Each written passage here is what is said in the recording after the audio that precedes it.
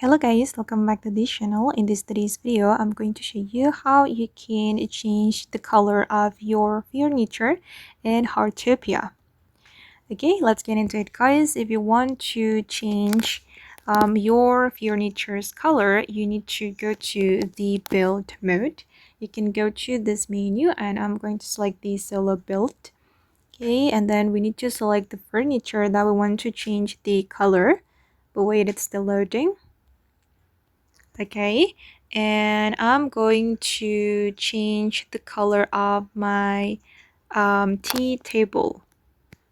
Okay, let's select the table. Okay, now the table has been selected, and then you're going to click on this brush icon, and then you can choose the color that you like.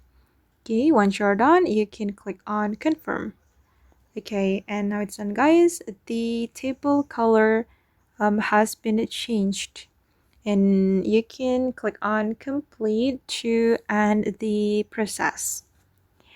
Okay guys, and that's how you can change the color of your furniture in Heartopia game.